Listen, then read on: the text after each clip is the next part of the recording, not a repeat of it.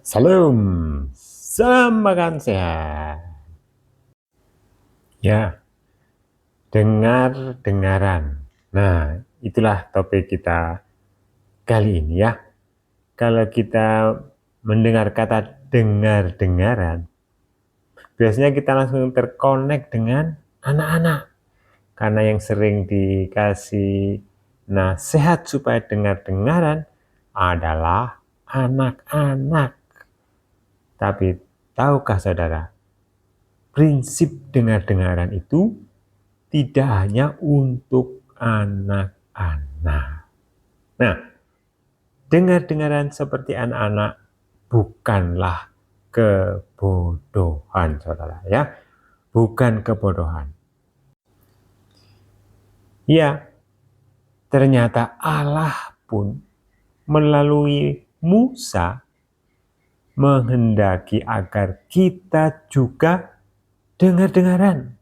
Kita semua, bangsa Israel dan orang yang tinggal di Israel waktu itu harus dengar-dengaran.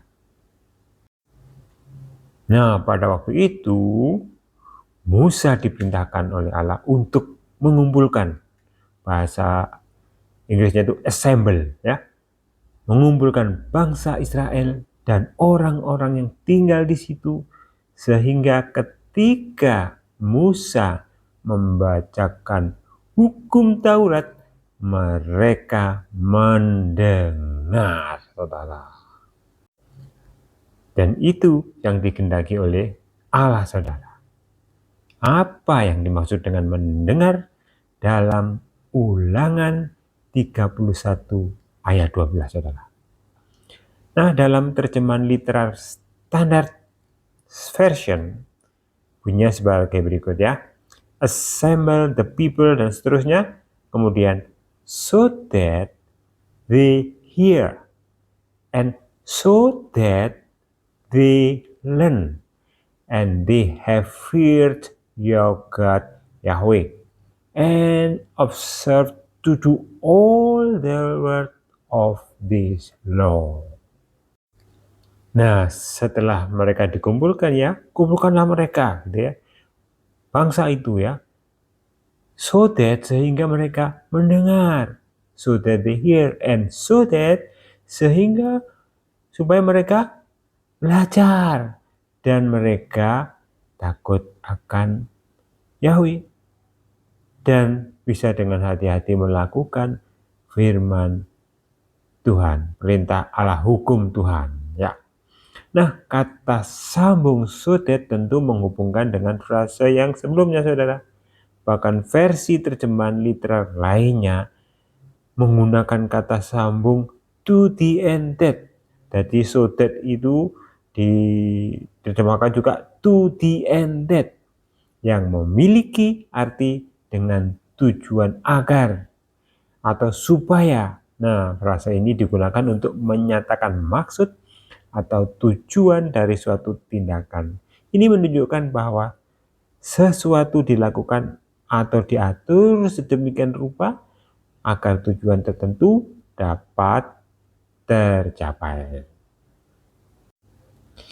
Jadi mendengar, kemudian belajar, kemudian takut akan Tuhan, itu adalah suatu urutan sehingga dia bisa melakukan firman Tuhan, melakukan hukum-hukum Tuhan, saudara. Nah, bagaimana kita bisa takut akan Tuhan kalau kita tidak mengenalnya? Nah, kita mengenalnya karena kita telah belajar, learn ya, memahami eksistensi Tuhan. Kalau kita tahu eksistensi Tuhan, kita mengerti, wow, Tuhan itu luar biasa, kita akan takut, gentar ya, hormat. Nah, pada zaman dulu proses pembelajaran dilakukan dengan lisan melalui proses mendengar. Ya, kita baca Roma 10 ayat 17. Jadi iman timbul dari pendengaran dan pendengaran oleh firman Kristus. Ya, sebenarnya kata mendengar yang dipakai dalam Ulangan 31 ayat 12 adalah yismeu, yang diterjemahkan dengan demolition, to hear intelligently. Jadi Hear di sini sebenarnya mendengar di sini adalah mendengar dalam pengertian menyimak sungguh-sungguh. Jadi mendengar, belajar untuk memperoleh pengertian, itulah yang dikehendaki Allah agar umat mengenalnya. Sehingga umat takut, gentar, hormat akan Tuhan dan melakukan firman-Nya. Pertanyaan selanjutnya ya. Apakah mendengar Taurat masih relevan untuk kondisi saat ini? Bukankah dengan kematian Yesus Kristus sebagai manusia, ia telah membatalkan hukum Taurat? Nah, itu tercatat di Efesus 2 ayat 15. Dan kita sekarang telah dibebaskan dari hukum Taurat, seperti yang dicatat dalam Roma 7 ayat 6. Jawabannya, ya masih relevan saudara, tapi bukan Taurat yang diterima oleh Musa. Jadi Taurat yang mana lagi? Mari kita ikut yang berikut ini. Yeremia 31 ayat 33 bunyinya seperti ini. Tetapi beginilah perjanjian yang kuadakan dengan kaum Israel sesudah waktu itu. Demikian firman Tuhan. Aku akan menaruh Tauratku dalam hati mereka. Maka aku akan menjadi Allah mereka dan mereka akan menjadi umatku.